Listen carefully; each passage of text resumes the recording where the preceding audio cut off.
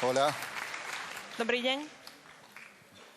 mi nombre es Leandro Granato, soy de Buenos Aires, Argentina. Ale pan je z Argentíny, že?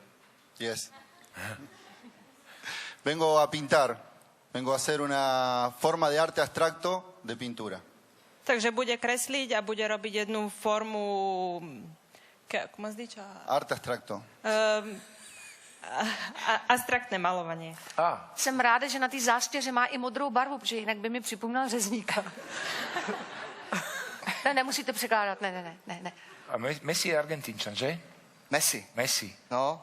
No, jak je to možné, že... Sí, Messi, sí, argentino. Argentino. Argentino. Zeptejte se ho, jak je možný. Jak je to možné? Že to ten Messi takhle dělá. No? ¿Cómo es posible que Messi lo hace así? Y porque es argentino. My máme Jágra. El Papa, argentino. Francisco, argentino. Leandro. Leandro? Yes. Yes. Let's do it. Je, dobrá písnička. Argentina, no.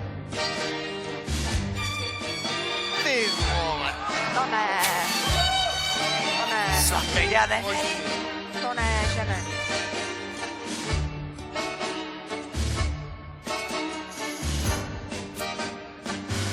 Snad není možný. To je...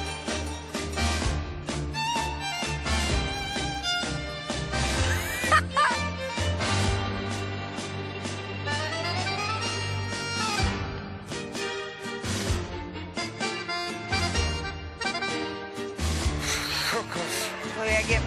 To je čo?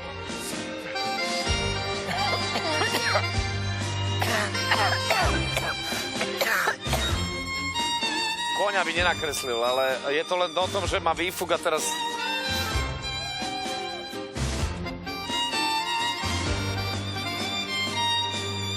Sleduj.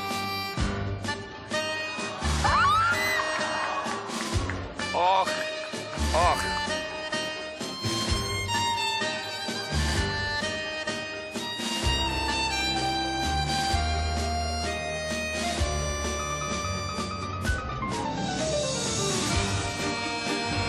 A jedeme. Modrou.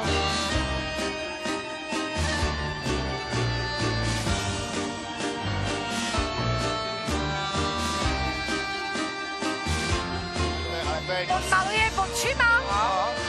Pojďme se tam pozrieť. Ne. Hele, až ti bude příště smutno a potečou slzičky, nevyhazuj, to je škoda.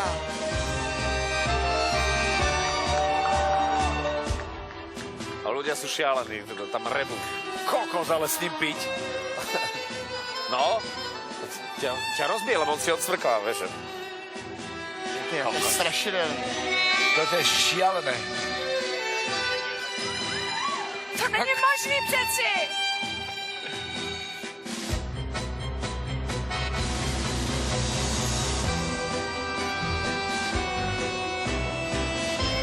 Jak je to možné? To je slznej kanálek prostě. Nevím, ale... No.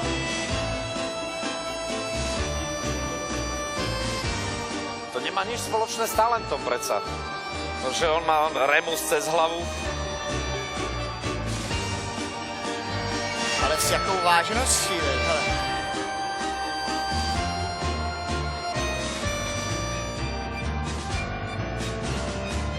Jak ho to napadlo, ty vole.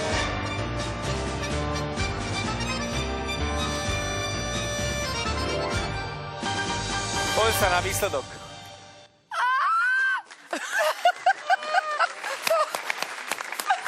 Bože můj. To přece není možný. Paní překladatelko, pojďte mezi nás. Buď to jsem unavená, nebo jsem viděla, že ten pán maloval očima. Blázínku, co říká očař? ¿Qué dice el médico? Oftalmolog. No, estoy controlado por médicos ya hace 4 años que vengo desarrollando, 6 años que vengo desarrollando esta técnica y los 2 primeros años trabajé con médicos para saber... On je pod kontrolou lekárov, on vymyslel vlastne túto techniku. Aha. A 2 roky vlastne, ono to už funguje 6 rokov, ale prvé 2 roky bol kontrolovaný kompletne s lekármi a má aj certifikáty na tie farby, ktoré si on vymyslel. Aha. Jak ho to napadlo? Como te llegó eso a mente? Yo era artista plástico y después de la muerte de mi abuelo por cáncer, Vale, yo decidí homenajearlo de esta manera. Takže ono to všetko vzniklo potom, ako jeho detko zomrel na rakovinu a na pohrebe nemohol vôbec plakať, pretože bol v takom strese, že mu to nevychádzalo. A potom vlastne mu nejak do tej hlavy prišlo, že to vyjadri nejakým tým malovaním. Aha. A tak toto vzniklo, že A je umelec. Jasné, slzám. To znamená, že to Pláčucí jako, umelec. kdyby jsem na to mákla, tak bych jsem to taky dokázala? To dokáže každý, ne? Si Nebo je to lo puede hacer cualquiera persona. No lo puede hacer cualquier persona. Že nemôže to robiť akákoľvek osoba, ale mne to dneska vysvetloval, že nie každá osoba má vlastne to Prepojenie spojenie s- také široké, slznými ako má on. kanálikmi. Já nevím, proč to říkám vlastně, ale nemůžu to vidět zblízka. Si lo puede ver de cerca. Como Sí, sí, por supuesto. Sí, Puedes enseñar. sí. To jdeme dál. No hay problema. Pojď. Kdy tohle uvidíš, ale tohle v fotovicích neumíme. To chápu. To to už je- hltač mečov bol príjemnejší. Janči, povedz, keď to skončí. On si to naberie do nosa a on to tlakom pretlačí do očí. Nehovor. My vidíme. Ty blále, fakt. No tak to je teda velký nářez. Už nebreč.